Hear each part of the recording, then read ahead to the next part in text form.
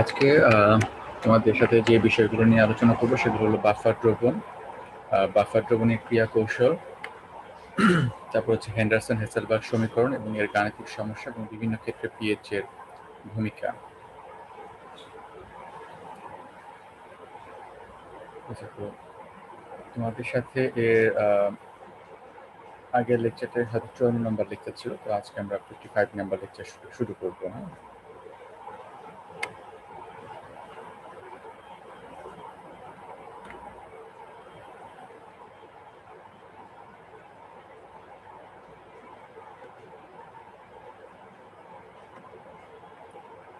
আমরা প্রথমে বাফার দ্রবণ থেকে শুরু করি।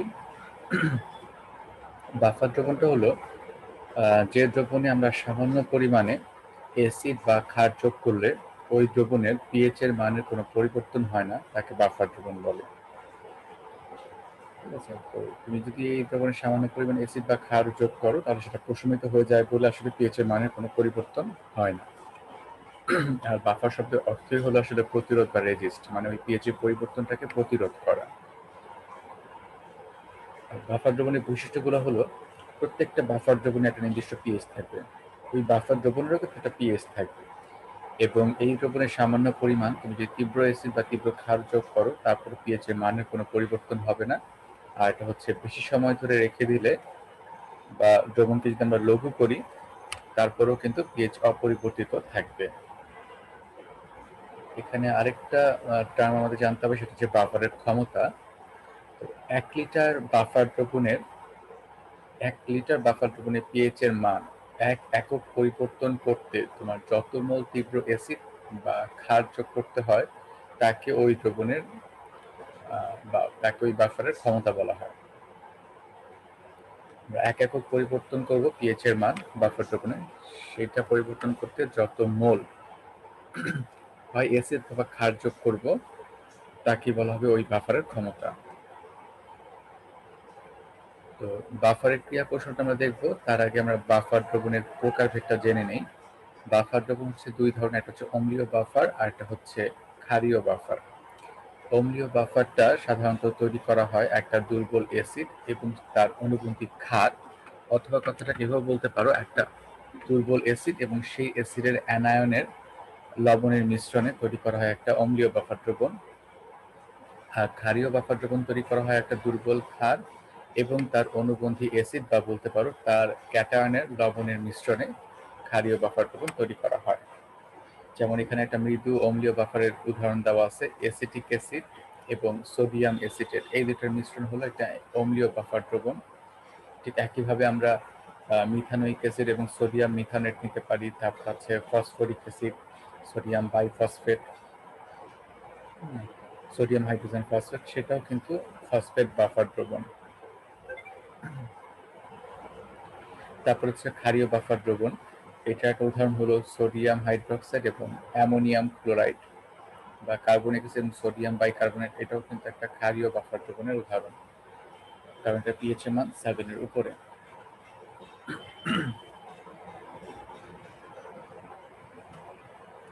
এখন আমরা বাফার দ্রবণের ক্রিয়া কৌশল দেখবো, কিভাবে আসলে বাফার দ্রবণটা কাজ করে, পিএইচ এর মানটাকে নিয়ন্ত্রণ করে।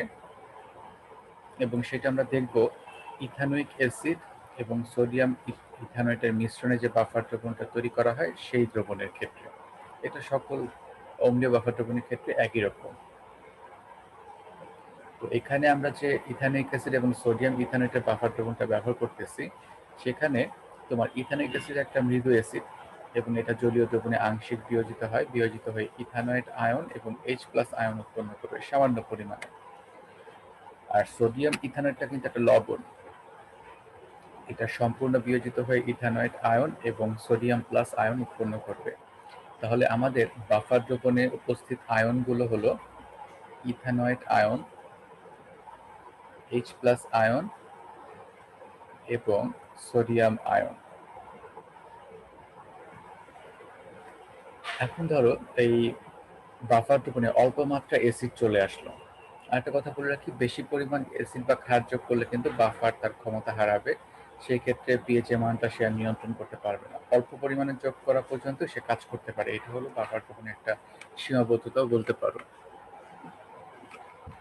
তো সেখানে আমি অল্প পরিমাণে অ্যাসিড যোগ করলাম বাফার দ্রবণটাতে, হ্যাঁ, ধরো হাইড্রোক্লোরিক অ্যাসিড। তো হাইড্রোক্লোরিক অ্যাসিডটা বিয়োজিত হয়ে সেখান থেকে কিন্তু H+ আয়ন উৎপন্ন হবে। তার মানে আমি H+ আয়ন যোগ করা মানে হচ্ছে অ্যাসিড যোগ করা। অ্যাসিড যোগ করলাম, সেই অ্যাসিডটা আমাদের বাফার দ্রবণে যে ইথানয়েড আয়নটা আছে, এই যে CH3COO- এই ইথানয়েড আয়নের সাথে বিক্রিয়া করে ইথানিক অ্যাসিডে পরিণত হয়ে যাবে। ফলে আমাদের বাফার দ্রবণে কিন্তু অতিরিক্ত H+ আয়নটা আর থাকতেছে না। যেহেতু H+ আয়ন আর থাকতেছে না, তাই পিএইচ এর মানেরও কিন্তু কোনো পরিবর্তন হবে না। যদি H+ আয়নের পরিমাণ বেড়ে যেত বা কমে যেত তাহলে পিএইচ এর মান পরিবর্তন হতো, কারণ তোমরা পিএইচ এর সংজ্ঞা জানো, H+ আয়নের ঘনমাত্রা ঋণাত্মক লগারিদমকে পিএইচ বলা হয়। অর্থাৎ অন্য কোনো আয়নের ঘনমাত্রার উপর কিন্তু পিএইচ এর মান নির্ভর করে না, H+ উপর নির্ভর করে, বা বলতে পারো হাইড্রোক্সাইডের ঘনমাত্রার উপর নির্ভর করতে পারে, কিন্তু অন্য কোনো আয়নের উপরে না। তাহলে এখানে অতিরিক্ত H+ আয়নটা ইথানয়েড আয়নের সাথে বিক্রিয়া করে ইথানিক অ্যাসিডে পরিণত হয়ে গেল, ফলে ওই H+ আয়নটা থাকলো না, তাহলে পিএইচ এর মানেরও কোনো পরিবর্তন হবে না। এইভাবে অ্যাসিড যোগ করার পরও, অল্প পরিমাণ অ্যাসিড যোগ করার পরও বাফার দ্রবণটা পিএইচ নিয়ন্ত্রণ করে। আচ্ছা, এখন যদি আমরা ক্ষার যোগ করি তাহলে কি হবে? সাপোজ আমরা সোডিয়াম হাইড্রোক্সাইড যোগ করলাম, যেখান থেকে হাইড্রোক্সাইড আয়ন উৎপন্ন হলো। এই হাইড্রোক্সাইড আয়নটা আমাদের এই বাফার দ্রবণে যে H+ আয়ন ছিল, সেই H+ আয়নের সাথে হাইড্রোক্সাইড আয়নটা বিক্রিয়া করে পানি উৎপন্ন করবে। তো ওই হাইড্রোক্সাইড আয়নটা থাকলো না, কিন্তু আমাদের বাফার দ্রবণের কিছু পরিমাণ H+ আয়ন কিন্তু বিক্রিয়ায় অংশগ্রহণ করে ফেললো। যেহেতু কিছু পরিমাণ আয়ন তোমার পানি উৎপাদনে ব্যবহৃত হয়ে গেল, তাহলে H+ আয়নের ঘনমাত্রা কিন্তু কমে গেল। আর H+ আয়নের ঘনমাত্রা কমে যাওয়ার ফলে আমাদের যে ইথানোয়িক অ্যাসিডটা ছিল, যেটা মৃদু তড়িৎ বিশ্লেষ্য পদার্থ, যেটা আগে আংশিক বিয়োজিত হয়েছিল, দেখো সামান্য পরিমাণে বিয়োজিত হয়েছিল, সে এখন আবার বিয়োজিত হবে, বিয়োজিত হয়ে ইথানয়েড আয়ন এবং H+ আয়ন উৎপন্ন করবে। ফলে H+ আয়নের যে ঘাটতি তৈরি হয়েছিল সেটা পূরণ হয়ে যাবে। এই যে H+ আয়নটা হাইড্রোক্সাইডের সাথে বিক্রিয়া করে পানি উৎপন্ন করে ফেলছিল, তাহলে H+ আয়নের একটা ঘাটতি দেখা দিচ্ছিল। এই ইথানিক অ্যাসিড আবার বিয়োজিত হয়ে সেই H+ আয়ন উৎপন্ন করবে, ফলে H+ আয়নের যে ঘাটতি সেটা পূরণ হয়ে যাবে। এইভাবে আসলে বাফার দ্রবণ তোমার পিএইচটাকে নিয়ন্ত্রণ করে।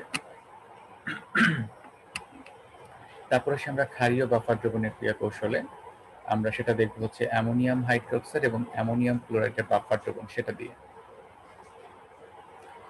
আর এখানে একটা কথা বলে রাখি, কেন আমরা বাফার দ্রবণ তৈরিতে মৃদু অ্যাসিড ব্যবহার করি। কেন মৃদু অ্যাসিড ব্যবহার করি? কারণ হচ্ছে মৃদু অ্যাসিড প্রথমে আংশিক বিয়োজিত হয় বা সামান্য পরিমাণে বিয়োজিত হয়, পরে যখন H+ এর ঘাটতি দেখা দেয় তখন সেই অ্যাসিডটা আবার বিয়োজিত হয়ে H+ এর ঘাটতিটা পূরণ করতে পারে। আমরা যদি এই জায়গায় তীব্র অ্যাসিড ব্যবহার করতাম বা শক্তিশালী অ্যাসিড ব্যবহার করতাম, যেগুলো জলীয় দ্রবণে প্রায় 99 থেকে 100% বিয়োজিত হয়, তাহলে সেই অ্যাসিডটা কিন্তু প্রথমেই সম্পূর্ণ বিয়োজিত হয়ে যেত। পরবর্তীতে আমার যখন H+ এর ঘাটতি দেখা দিত, তখন কিন্তু সেই ঘাটতি সে আর পূরণ করতে পারতো না, কারণ নতুন করে বিয়োজিত হওয়ার মতো আর অ্যাসিড থাকতো না। এই জন্য আমরা মৃদু অ্যাসিড ব্যবহার করি। আর এই জায়গায় কারো কোনো প্রশ্ন থাকলে জিজ্ঞেস করতে পারো অম্লীয় বাফার দ্রবণের ক্রিয়া কৌশলে। তারপর আমরা ক্ষারীয় বাফার দ্রবণের ক্রিয়া কৌশলটাতে যাব।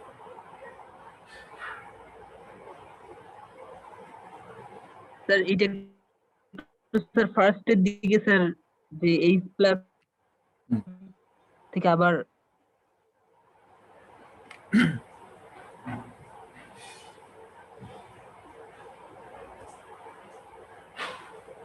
প্রশ্নটা কি করছিল, তোমার কথাটা বুঝতেই পারিনি। এটা শুরুর দিকে H+, তারপরে H+ থেকে স্যার যে পানি তৈরি হলো না স্যার পরে, হ্যাঁ হ্যাঁ হ্যাঁ হ্যাঁ, রাইট, পানি তৈরি হলো। স্যার ওইটা স্যার আরেকটু বোঝালে। আমি বললাম যে এখানে যদি আমি ক্ষার যোগ করি, এই বাফার দ্রবণে আমি যদি ক্ষার যোগ করি তাহলে কি হবে? ক্ষার যোগ করা মানে কিন্তু সেখানে হাইড্রোক্সাইড আয়ন থাকা, তাই না? ধরো তুমি সোডিয়াম হাইড্রোক্সাইড যোগ করলা, সেখান থেকে হাইড্রোক্সাইড আয়ন তৈরি হলো, তাহলে হাইড্রোক্সাইড আয়নের ঘনমাত্রা বেড়ে গেলে তোমার পিএইচ এর মান কি হয়ে যাওয়ার কথা, বেড়ে যাওয়ার কথা, তো তাই না? কিভাবে? কারণ সেই হাইড্রোক্সাইড আয়নটা আমাদের বাফার দ্রবণের যে H+ আয়ন আছে সেই H+ আয়নের সাথে বিক্রিয়া করে পানি উৎপন্ন করে। ফলে ওই অতিরিক্ত হাইড্রোক্সাইড আয়নটা থাকতেছে না, কিন্তু H+ এর ঘনমাত্রা কিন্তু কমে যাচ্ছে। তো যেহেতু H+ ঘনমাত্রা কমে গেছে, তখন আমাদের যে মৃদু ইথানোয়িক অ্যাসিড ছিল, যেটা আগে আংশিক বিয়োজিত হয়েছিল, সে এখন আবার বিয়োজিত হবে। বিয়োজিত হয়ে সে আবার H+ আয়ন উৎপন্ন করবে। ফলে H+ এর যে ঘাটতি ছিল সেটা পূরণ হয়ে যাবে। তাহলে পিএইচ এর মানের আর কোনো পরিবর্তন হবে না। এইভাবে আসলে বাফার দ্রবণটা কাজ করে। তুমি অ্যাসিড যোগ করলো, সে পিএইচ এর মানটা নিয়ন্ত্রণ করে। তুমি ক্ষার যোগ করলো, সে পিএইচ এর মানটাকে ঠিক রাখার চেষ্টা করে। তাহলে কি স্যার এখানে বাফার দ্রবণটা sir ethanoic acid? Ethanoic acid সাথে হচ্ছে সোডিয়াম ইথানয়েল, এই দুইটা মিশ্রণ। এই দুইটা মিশ্রণটা হচ্ছে বাফার দ্রবণ, কারণ দুইটা মিলে একসাথে কাজ করতেছে। আর একটা জিনিস তোমাকে বলে রাখি, এই যে এখানে সোডিয়াম ইথানয়েডটা ছিল না, এটা একটা লবণ, তাই না? এটা জলীয় দ্রবণে 100% বিয়োজিত হয়, এবং এইটার বিয়োজিত হওয়ার ফলেই কিন্তু তোমার যে ইথানোয়িক অ্যাসিড ছিল সেটার বিয়োজন মাত্রা আরো কমে গেছে। এই জন্যই সে সামান্য পরিমাণে বিয়োজিত হয় এবং পরবর্তীতে সুযোগ অনুযায়ী সে আবার বিয়োজিত হওয়ার সুযোগ পায়। কথাটা কি বুঝতে পারছো? এই জন্য সবসময় একটা মিশ্রণ নেওয়া হয়। এখানে জি স্যার। সোডিয়াম ইথানয়েডটা বিয়োজিত হওয়ার ফলে ওই অ্যাসিডটার বিয়োজন মাত্রা কমে গেছে। এই জন্য পরবর্তীতে তুমি যখন ক্ষার যোগ করতেছো তখন সে আবার বিয়োজিত হয়ে H+ এর ঘনমাত্রাটাকে পূরণ করতে পারতেছে। ক্লিয়ার? তাহলে সবসময় একটা অ্যাসিড এবং সেই অ্যাসিডের জি স্যার। অ্যানায়নের লবণের মিশ্রণটা হবে হচ্ছে বাফার দ্রবণ। তবে অ্যাসিডটা অবশ্যই একটা মৃদু অ্যাসিড হইতে হবে। ওকে, আচ্ছা, তারপর আমরা আসি ক্ষারীয় বাফার দ্রবণে, যেটা বলছিলাম যে আমরা অ্যামোনিয়াম হাইড্রোক্সাইড মৃদু ক্ষার এবং তার ক্যাটায়নের একটা লবণ বা বলতে পারো অনুবন্ধী অ্যাসিড অ্যামোনিয়াম ক্লোরাইডের মিশ্রণ নিব। তো অ্যামোনিয়াম হাইড্রোক্সাইড একটা মৃদু অ্যাসিড, এটা জলীয় দ্রবণে আংশিক বিয়োজিত হয়, বিয়োজিত হয়ে অ্যামোনিয়াম আয়ন এবং হাইড্রোক্সাইড আয়ন উৎপন্ন করে। আর অ্যামোনিয়াম ক্লোরাইডটা হচ্ছে একটা লবণ, এটা জলীয় দ্রবণে সম্পূর্ণ বিয়োজিত হয়, বিয়োজিত হয়ে এটা অ্যামোনিয়াম আয়ন এবং ক্লোরাইড আয়ন উৎপন্ন করে। এবং এই সমায়ন প্রভাবের কারণে এই অ্যামোনিয়াম হাইড্রোক্সাইডের বিয়োজন মাত্রা আরো হ্রাস পায়, যেন এটা খুবই সামান্য পরিমাণে বিয়োজিত হয়। তাহলে আমাদের এই বাফার দ্রবণে উপস্থিত আয়নগুলো হলো এই অ্যামোনিয়াম আয়ন, তারপর আছে হাইড্রোক্সাইড আয়ন, আর আছে ক্লোরাইড আয়ন আমাদের বাফার দ্রবণে। আচ্ছা, এখন যদি এই বাফার দ্রবণে আমি হাইড্রোক্লোরিক অ্যাসিড যোগ করি অল্প পরিমাণে, তাহলে সেখানে যে H+ আয়নটা উৎপন্ন হবে, সেই H+ আয়নটা আমাদের এই বাফার দ্রবণে উপস্থিত হাইড্রোক্সাইড আয়নের সাথে বিক্রিয়া করে পানি উৎপন্ন করে ফেলবে। ফলে ওই H+ আয়নটা কিন্তু আর বাফার দ্রবণে থাকতেছে না। আচ্ছা, তো H+ আয়নটা না থাকুক, কিন্তু কিছু পরিমাণ হাইড্রোক্সাইড আয়ন কিন্তু বিক্রিয়া অংশগ্রহণ করে ফেলছে। তাহলে হাইড্রোক্সাইড আয়নের ঘনমাত্রা কমে গেছে, আর হাইড্রোক্সাইড আয়নের ঘনমাত্রা কমে গেলে পিএইচ এর মানটা কমে যাওয়ার কথা, তাই না? তো তখন আমাদের বাফার দ্রবণে যে মৃদু ক্ষার অ্যামোনিয়াম হাইড্রোক্সাইড ছিল, যেটা আগে সামান্য পরিমাণে বিয়োজিত হয়েছিল, সে এখন আবার বিয়োজিত হবে, বিয়োজিত হয়ে হাইড্রোক্সাইড আয়ন উৎপন্ন করবে। ফলে হাইড্রোক্সাইড আয়নের যে ঘাটতি ছিল সেটা পূরণ হয়ে যাবে। তাহলে কিন্তু পিএইচ এর মানের আর কোনো পরিবর্তন হবে না। ঠিক আছে? আচ্ছা, তারপর যদি আমরা অ্যাসিড যোগ করি তাহলে কি হবে? আমরা যদি সেই বাফার দ্রবণ ক্ষার যোগ করি, অ্যাসিড যোগ করার পর তো দেখলাম কি হয়। আমরা যদি বাফার দ্রবণে ক্ষার যোগ করি, মানে সোডিয়াম হাইড্রোক্সাইড যোগ করি, তাহলে সেখান থেকে হাইড্রোক্সাইড আয়ন উৎপন্ন হবে। সেই হাইড্রোক্সাইড আয়নটা আমাদের বাফার দ্রবণে যে অ্যামোনিয়াম আয়ন ছিল, সেই অ্যামোনিয়াম আয়নের সাথে বিক্রিয়া করে অ্যামোনিয়াম হাইড্রোক্সাইড তৈরি করে ফেলবে। ফলে ওই বাফার দ্রবণে অতিরিক্ত হাইড্রোক্সাইড আয়নটা থাকবে না।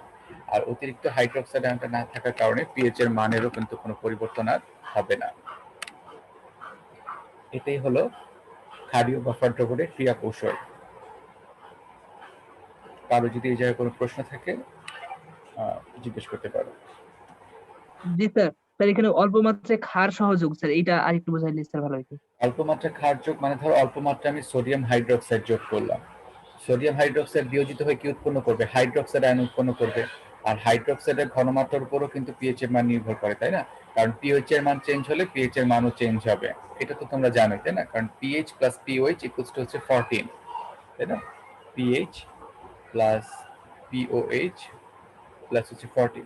তাহলে হাইড্রোক্সাইডের ঘনমাত্রা যদি বেড়ে যায় তাহলে পিওএইচ এর মান বেড়ে যাবে, তাহলে পিএইচ এর মানটা বেড়ে যাওয়ার কথা, তাই না? সরি, হাইড্রোক্সাইডের ঘনমাত্রা বেড়ে গেলে পিওএইচ এর মানটা কমে যাবে, আর পিওএইচ এর মানটা কমে গেলে পিএইচ এর মানটা বেড়ে যাবে। আচ্ছা, এখন এই যে অতিরিক্ত হাইড্রোক্সাইড আয়নটা আসলো, সেটা আমাদের বাফার দ্রবণে যে অ্যামোনিয়াম আয়ন ছিল, এই যে বাফার দ্রবণে কিন্তু অ্যামোনিয়াম আয়ন ছিল, দেখো তো, এই অ্যামোনিয়াম আয়নের সাথে বিক্রিয়া করে সেটা অ্যামোনিয়াম হাইড্রোক্সাইডে পরিণত হয়ে যাবে। তাহলে ওই অতিরিক্ত হাইড্রোক্সাইড আয়নটা থাকবে না, তাহলে তোমার পিওএইচ এর মানেরও কোনো পরিবর্তন হবে না, পিএইচ এর মানেরও কোনো পরিবর্তন হবে না। এইভাবে আসলে আমাদের বাফার দ্রবণগুলো পিএইচ এর মানটাকে তোমার একটা জায়গায় সীমাবদ্ধ রাখে। ঠিক আছে, তাহলে এই হলো আমাদের অম্লীয় এবং ক্ষারীয় বাফার দ্রবণের ক্রিয়া কৌশল। এগুলো কিন্তু খুবই গুরুত্বপূর্ণ।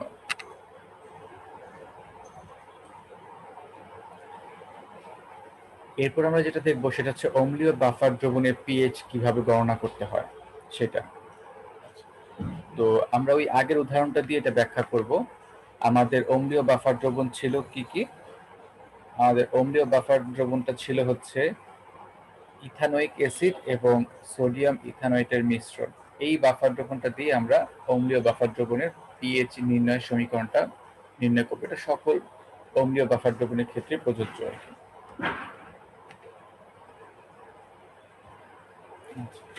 এখানে যে ইথানোয়িক অ্যাসিডটা ছিল আমাদের বাফার দ্রবণে, সেই ইথানোয়িক অ্যাসিডটা আংশিক বিয়োজিত হয়, বিয়োজিত হয়ে ইথানয়েট আয়ন এবং H+ আয়ন উৎপন্ন করে। আর তোমার যে লবণটা ছিল সোডিয়াম ইথানয়েট, এটা সম্পূর্ণ বিয়োজিত হয়ে ইথানয়েট আয়ন এবং সোডিয়াম প্লাস আয়ন উৎপন্ন করে। এবং এই দুইটা থেকেই ইথানয়েট আয়ন আসতেছে, তাই না? তাহলে এখানে একটা সম আয়ন প্রভাব আসবে এবং সম আয়ন প্রভাবের কারণে তোমার দেখা যাবে এই ইথানোয়িক অ্যাসিডের বিয়োজন মাত্রা কমে যায়, ফলে এটা খুবই খুবই অল্প পরিমাণে বিয়োজিত হয়। এই কথাটা সবাই আশা করি বুঝতে পারছো। সমায়ন প্রভাবের মধ্যেই ছিল যে সমায়ন প্রভাবের কারণে যেটা মৃদু তড়িৎ বিশ্লেষ্য পদার্থ তার বিয়োজন মাত্রা হ্রাস পায়। তাহলে এখানে মৃদু তড়িৎ বিশ্লেষ্য পদার্থ হচ্ছে এই ইথানোয়িক অ্যাসিড, এর বিয়োজন মাত্রা কমে যাবে, তাহলে সে খুবই খুবই অল্প পরিমাণে বিয়োজিত হবে। এখন এখানে অ্যাসিডের যে আমরা বিয়োজন বিক্রিয়াটা লিখলাম, এই যে ইথানোয়িক অ্যাসিডের বিয়োজন বিক্রিয়াটা লিখলাম 1 নাম্বার বিক্রিয়াটা, সেই বিক্রিয়াটা তো সাম্য অবস্থায় আছে, এটা একটা উভমুখী বিক্রিয়া। এই বিক্রিয়ার ক্ষেত্রে যদি আমি ভরক্রিয়া সূত্রটা প্রয়োগ করি, এই বিক্রিয়ার ক্ষেত্রে আমি ভরক্রিয়া সূত্রটা প্রয়োগ করব, তাহলে কে এ ইকুয়ালস টু লেখা যাবে অ্যাসিডের বিয়োজন ধ্রুবক কে এ ইকুয়ালস টু হচ্ছে ইথানয়েট আয়নের ঘনমাত্রা, উপর হবে ইথানয়েট আয়নের ঘনমাত্রা ইনটু H+ আয়নের ঘনমাত্রা ডিভাইড বাই ইথানোয়িক অ্যাসিডের ঘনমাত্রা,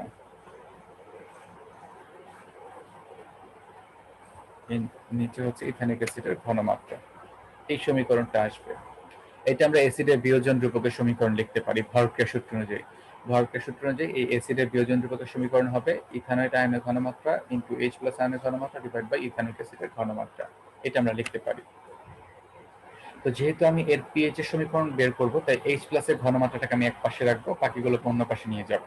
তাহলে H+ আয়নের ঘনমাত্রা এখানে থাকলো ইকুয়ালস টু হবে কে এ, আর এখানে সমীকরণ দেখো H+টাকে আমি ধরো এক পাশে রেখে দিলাম, তাহলে কে এর সাথে গুণ হবে ইথানোয়িক অ্যাসিডের ঘনমাত্রা, আর ইথানয়েট আয়নের ঘনমাত্রাটাকে নিচে চলে আসবে, কে এর নিচে চলে আসবে। তাহলে কে এ ইনটু ইথানোয়িক অ্যাসিডের ঘনমাত্রা ডিভাইড বাই ইথানয়েট আয়নের ঘনমাত্রা।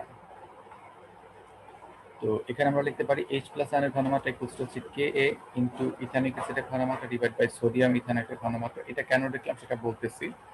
কারণ হচ্ছে এখানে সমায়ন প্রভাবের কারণে ইথানোয়িক অ্যাসিডের বিয়োজন মাত্রা কমে গেছে, ঠিক আছে? তাহলে এটা খুবই অল্প পরিমাণে বিয়োজিত হচ্ছে, তাই ধরা হয় আমাদের বাফার দ্রবণে যে ইথানয়েট আয়নটা আছে CH3 COO-, এই যে ইথানয়েট আয়নটা আছে এটা সম্পূর্ণরূপে লবণ থেকে আসছে, কারণ লবণটা 100% বিয়োজিত হয়, ওইটা বিয়োজিত হয়েই বেশিরভাগ ইথানয়েট আয়ন উৎপন্ন করে। আর আমাদের যে ইথানোয়িক অ্যাসিডটা ছিল সেটা প্রায় অবিয়োজিত অবস্থায় রয়ে গেছে। এখন ধরো এখানে আমাদের যদি 100টা ইথানয়েড আয়ন থাকে, তার মধ্যে যদি প্রায় 99টাই ওই লবণ থেকে আসে, তার মানে ধরাই যায় যেখানে যে আয়নগুলো আছে, ইথানয়েড আয়নগুলো আছে, সম্পূর্ণরূপে লবণ থেকে আসছে। তাই ইথানয়েড আয়নের ঘনমাত্রা আর লবণের ঘনমাত্রা প্রায় একই কথা।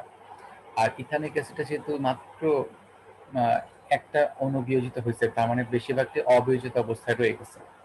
তার মানে ইথানয়েড আয়নের ঘনমাত্রা তার প্রাথমিক ঘনমাত্রার সমান, এটা বলতে গেলে বিয়োজিত হয়ই নাই।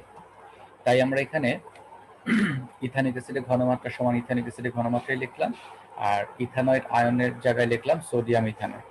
তার মানে সেক্ষেত্রে আমরা লিখতে পারি উপরটা হচ্ছে অ্যাসিডের ঘনমাত্রা আর নিচেরটা হচ্ছে লবণের ঘনমাত্রা। আচ্ছা, যেহেতু পিএইচ বের করতে হবে, তাহলে উভয় পক্ষে আমরা লগ নিয়ে ফেলি, তাহলে এটা হবে log H plus ion equals to log K a plus log acid by লবণ। উভয় পক্ষে আমরা লগ নিলাম। এই অংশটা যেহেতু গুণ আকারে আছে, তাই লগ হলে সেটা যোগ হয়ে যাবে, সেটা আমরা যোগ করে ফেললাম। এখন উভয় সমীকরণকে আমরা -1 দিয়ে গুণ করে দিলাম, তাহলে মাইনাস লগ এইচ প্লাস আয়নের ঘনমাত্রা minus log K a minus log acid by ঘনমাত্রা লবণের ঘনমাত্রা। তো মাইনাস লগ এইচ প্লাস আয়নের ঘনমাত্রা হচ্ছে pH, minus log K A equals to হচ্ছে পিকে এ। আর এখানে লগের ভেতর যে অ্যাসিড বাই লবণ ছিল সেটাকে আমি উল্টে দিলাম, লবণ বাই অ্যাসিড দেখলাম, তাহলে সামনে একটা মাইনাস আসবে এবং মাইনাসে মাইনাসে প্লাস হয়ে যাবে। তাহলে এই যে সমীকরণটা আসলো pH equals to pK plus log লবণ বাই অ্যাসিড, এটাই হলো হেন্ডারসন হেসেলবার্গ সমীকরণ। এটাই হচ্ছে অম্লীয় বাফার দ্রবণের পিএইচ নির্ণয়ের সমীকরণ। এটাই আমাদের ম্যাথ করার ক্ষেত্রে কাজে লাগবে। স্যার এটা স্যার ফার্স্টের দিকে স্যার একটু বুঝি নাই স্যার, কোন এই জায়গাটা বুঝে নাই বলো? হ্যান্ডেল এই পেজে এই না স্যার আগের পেজে? সমীকরণ থেকে স্যার এখান থেকে? আগের পেজে স্যার। আচ্ছা, আগের পেজে বলো কোন জায়গাটাতে। স্যার আগের পেজে। এইটাতে না?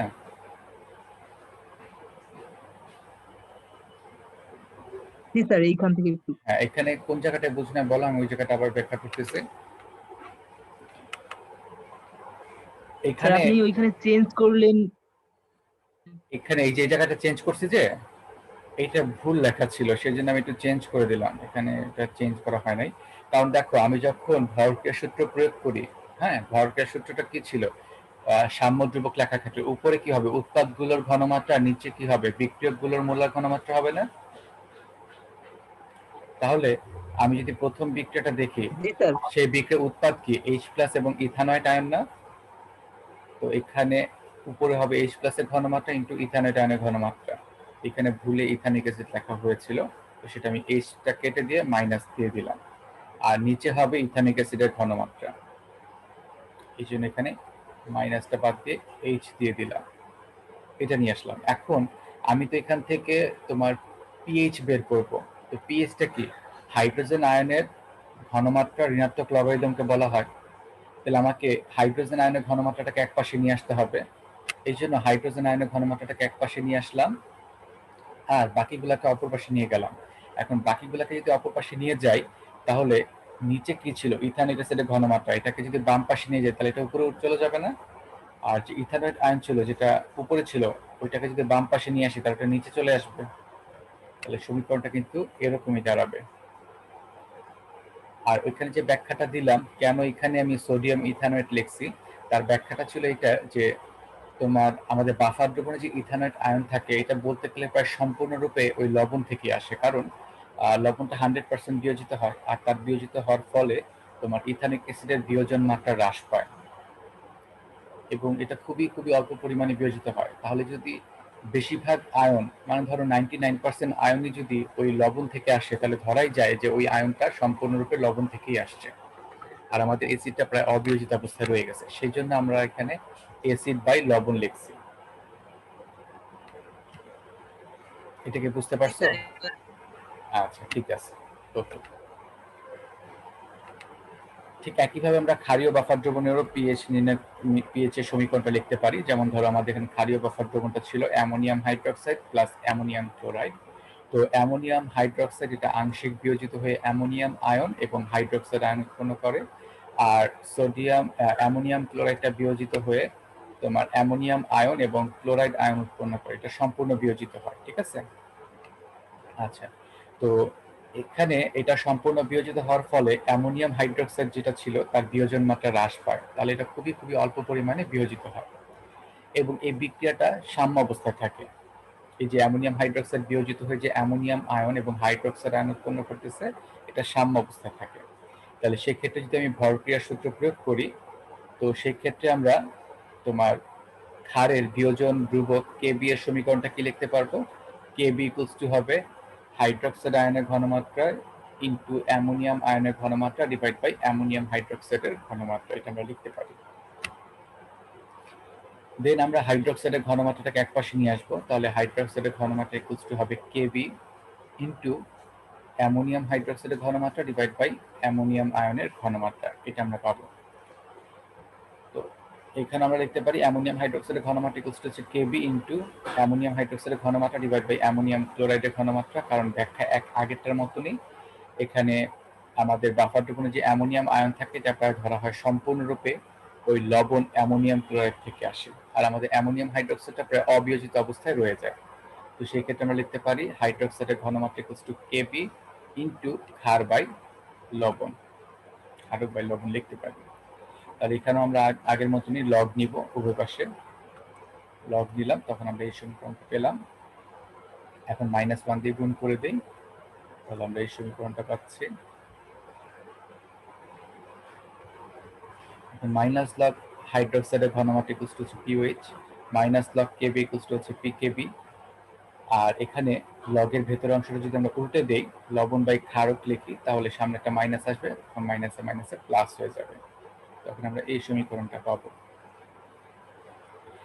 এখন আমরা জানি এই লাইনটা বাদ দিয়ে আমরা লিখতে পারি, আমরা পিএইচ ইকুয়ালস টু জানি হচ্ছে 14 minus pOH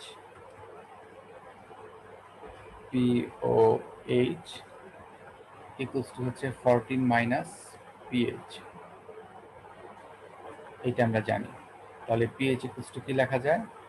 pH equals two লেখা যায় 14 মাইনাস পিওএইচ, ঠিক আছে। আর পিওএইচ সমান কি ছিল? পিকেবি প্লাস লগ লবণ বাই ক্ষারক, তার মানে সমীকরণটা দাঁড়াবে pH equals two 14 minus pKb minus log লবণ বাই ক্ষারক, এই সমীকরণটা আসবে। এবং এটাকেও বলা হয় হেন্ডারসন হেসেলবার্গ সমীকরণ। এটা হচ্ছে ক্ষারীয় বাফার দ্রবণের ক্ষেত্রে। আমরা পিওএইচ এর মানটা বসাই দিলাম, পিওএইচ ইকুয়ালস টু হচ্ছে পিকেবি প্লাস ছিল লবণ বাই ক্ষারক, এখন প্লাস আর মাইনাসে মাইনাস হয়ে যাবে, মাইনাস লগ, উপরে হবে লবণ আর নিচে হবে ক্ষারক। এটাই হলো সমীকরণ, ঠিক আছে। মানবদেহের বিভিন্ন তরল উপাদানের পিএইচ, আমাদের শরীরে যে রক্ত আছে, রক্তের পিএইচ হচ্ছে 7.45 এবং এটা নিয়ন্ত্রণ করাটা খুব জরুরি। বিভিন্ন কারণে এই পিএইচ এর মান 7 থেকে 7.8 এর মধ্যে পরিবর্তিত হয়, তবে যদি এর থেকে খুব বেশি কমে যায় বা বেড়ে যায়, সেটা কিন্তু মানুষের শরীরের জন্য খুবই ক্ষতিকর। যেমন মানুষের শরীরে পিএইচ এর মানটা খুব বেশি কমে যাওয়া, সেটাকে আমরা বলি অ্যাসিডোসিস। এতে অক্সিজেন পরিবহন ক্ষমতা নষ্ট হয়ে যায় এবং মানুষ তোমার সেন্সলেস হয়ে যায় বা কোমায় চলে যেতে পারে। আবার রক্তের পিএইচ এর মান যদি এর চেয়ে খুব বেশি বেড়ে যায়, তাহলে সেটাকে আমরা বলি অ্যালকালিসিস। সেটাও কিন্তু মানুষের শরীরের জন্য খুব ক্ষতিকর, কারণ এই রক্তের পিএইচ এর পরিসীমা এর মধ্যে থাকলে সেটার অক্সিজেন পরিবহন ক্ষমতা ভালো থাকে। আর রক্তের পিএইচ নিয়ন্ত্রণে বিভিন্ন ধরনের বাফার দ্রবণ থাকে, যেমন বাইকার্বনেট বাফার দ্রবণ, আন্তঃকোষীয় ফসফেট বাফার দ্রবণ, প্রোটিন বাফার, সবগুলো এখানে কাজ করে। রক্তের বাফার দ্রবণটা যদি আমরা দেখি, মূল বাফার দ্রবণটা হচ্ছে সোডিয়াম বাইকার্বনেট বাফার দ্রবণ। সেখানে আসলে সোডিয়াম বাইকার্বনেট এবং কার্বনিক অ্যাসিড থাকে। এটি বহিঃকোষীয় এবং রক্তের প্লাজমা তরলের অত্যন্ত গুরুত্বপূর্ণ বাফার সিস্টেম। এক্ষেত্রে কার্বনিক অ্যাসিড বিয়োজিত হয়ে তোমার H+ আয়ন এবং বাইকার্বনেট আয়ন উৎপন্ন করে, আর সোডিয়াম বাইকার্বনেটটা তোমার সম্পূর্ণ বিয়োজিত হয়ে সোডিয়াম প্লাস আয়ন এবং বাইকার্বনেট আয়ন উৎপন্ন করে। তাহলে আমাদের বাফার দ্রবণের আয়নগুলো হলো bicarbonate ion, sodium plus ion এবং H প্লাস আয়ন। তো রক্তে যদি কোনো কারণে অতিরিক্ত H প্লাস আয়ন চলে আসে, অল্প পরিমাণে H প্লাস আয়ন চলে আসে, সেই H প্লাস আয়নটা আমাদের বাফার দ্রবণে উপস্থিত বাইকার্বনেট আয়নের সাথে বিক্রিয়া করে কার্বনিক অ্যাসিডে পরিণত হয়।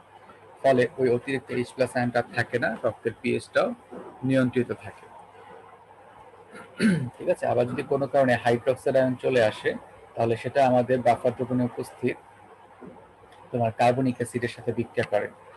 কার্বনিক অ্যাসিডটা কিন্তু একটা মৃদু অ্যাসিড, এটা কিন্তু জলীয় দ্রবণে সম্পূর্ণ বিয়োজিত হয়নি, আংশিক হয়েছিল। সেই বাফার কার্বনিক অ্যাসিডের সাথে বিক্রিয়া করে সে আবার বাইকার্বনেট এবং পানি উৎপন্ন করে। ফলে আমাদের বাফার দ্রবণে পিএইচ এর মানের কোনো পরিবর্তন হয় না। এইভাবে আসলে এই বাফার সিস্টেমটা রক্তের পিএইচটাকে নিয়ন্ত্রণ করে। এবং মাটির পিএইচ, মানে পিএইচ এর গুরুত্ব কিন্তু অনেক বেশি। যেমন মাটির পিএইচ, মাটিতে পিএইচ যদি তোমার 3 চেয়ে কম হয়ে যায়, সেই সকল মাটিতে কিন্তু উদ্ভিদ জন্মাবে না এবং আস্তে আস্তে কিন্তু পরিবেশটা মরুকরণের দিকে যাবে। এবার 9.5 এর চেয়ে বেশি হলেও মাটির উর্বরতা কিন্তু নষ্ট হয়ে যায়। সেক্ষেত্রে মাটির উর্বরতা ঠিক রাখার জন্য পিএইচটাকে নিয়ন্ত্রণ করতে হয় এবং সেটা যদি অম্লধর্মী মাটি হয় তাহলে তোমাকে ক্ষারধর্মী সার ব্যবহার করতে হতে পারে, যেমন চুন, ক্যালসিয়াম বা ম্যাগনেসিয়াম প্রভৃতি সার ব্যবহার করতে হবে। ক্যালসিয়াম বা ম্যাগনেসিয়াম সমৃদ্ধ সার ব্যবহার করতে হবে। আর যদি পিএইচ এর মানটা খুব বেশি বেড়ে যায় তাহলে অম্লধর্মী সার ব্যবহার করতে হবে, যেমন নাইট্রেট, তারপরে super phosphate, triple super phosphate, এই ধরনের সারগুলো ব্যবহার করতে হবে। আর এছাড়া বিভিন্ন ক্ষেত্রে পিএইচ এর প্রয়োগ আছে। তুমি যে ওষুধ খাচ্ছ সেই ওষুধটার পিএইচ নিয়ন্ত্রণ করতে হয়। আমরা যে প্রসাধনী সামগ্রীগুলো ব্যবহার করছি, লোশন, বিভিন্ন ধরনের ফেস ওয়াশ, এগুলো সবগুলো কিন্তু পিএইচ দ্বারা নিয়ন্ত্রিত। সাবান, শ্যাম্পু, টুথপেস্ট সবকিছু কিন্তু পিএইচ দ্বারা নিয়ন্ত্রিত। যদি খুব সহজ ভাষায় বলি, যেমন ধরো তোমার ম্যালেরিয়া রোগের যে ওষুধটা সেটা ক্ষুদ্রান্তে গিয়ে কাজ করে, তো সেইখানকার পিএইচ হচ্ছে ক্ষারধর্মী, সেইটার পিএইচটা হচ্ছে একটু ক্ষারধর্মী। তো তোমাকে যে ওষুধটা ব্যবহার করতে হবে সেটা কিন্তু ক্ষারধর্মী হতে হবে, তাহলে ওই ওষুধটা ওই জায়গায় গিয়ে ধীরে ধীরে তোমার ক্ষয়প্রাপ্ত হয়ে শরীরের বিভিন্ন অংশে সমানভাবে ছড়িয়ে পড়বে। কিন্তু তুমি যদি এখানে অম্লধর্মী ওষুধ ব্যবহার করো তাহলে ওষুধটা ওই জায়গায় গিয়ে কিন্তু ভেঙে যাবে, ক্ষারধর্মী পরিবেশে গিয়ে ভেঙে যাবে। ভেঙে গেলে ওই ওষুধের প্রপার্টি বা গুণাগুণই কিন্তু নষ্ট হয়ে যাবে। ঠিক আছে। তারপর আমরা যে সাবান ব্যবহার করছি সেটা পিএইচ যদি 5.5 এর মতো হয় তাহলে সেটা ত্বকের জন্য ভালো। শ্যাম্পুগুলো একই রকম। টুথপেস্ট ব্যবহার করার ক্ষেত্রে দেখা যায় সেটা ক্ষারধর্মী টুথপেস্ট ব্যবহার করতে হয়, কারণ আমরা সকালে যখন ঘুম থেকে উঠি তখন মুখের পরিবেশটা অম্লধর্মী থাকে এবং পিএইচ এর মানটা অনেক কম থাকে, তখন এগুলো ব্যবহার করা হয় আর কি। এখন একটা গাণিতিক সমস্যাতে আসবো। যেমন কোনো বাফার দ্রবণে ইথানিক অ্যাসিড এবং সোডিয়াম ইথানেটের ঘনমাত্রা যথাক্রমে 0.1 মোল পার লিটার এবং 0.15 মোল পার লিটার হলে ওই বাফার দ্রবণের পিএইচ গণনা করো। একটা গাণিতিক সমস্যা এখানে। এখানে ইথানিক অ্যাসিড ও সোডিয়াম ইথানেটের ঘনমাত্রা দেওয়া আছে। এই দুইটাকে একসাথে মিশ্রিত করে একটা বাফার দ্রবণ তৈরি করতে হবে। বাফার দ্রবণের পিএইচটা কত সেটা নির্ণয় করতে হবে। আর ইথানিক অ্যাসিডের তোমার বিয়োজন ধ্রুবকের মানটাও এখানে দেওয়া আছে। তো আমরা জানি এখানে হেন্ডারসন হেসেলবার্গ সমীকরণ ব্যবহার করতে হবে, পিএইচ ইকুয়ালস টু পিকেএ প্লাস লবণ বাই অ্যাসিড। তো এখানে কে এর মান 1.77 × 10⁵, সোডিয়াম ইথানয়েট লবণের ঘনমাত্রাও দেওয়া আছে, ইথানিক অ্যাসিডের ঘনমাত্রাও দেওয়া আছে। তো পিকে ইকুয়ালস টু হচ্ছে মাইনাস লগ কে এ, লবণের ঘনমাত্রা হচ্ছে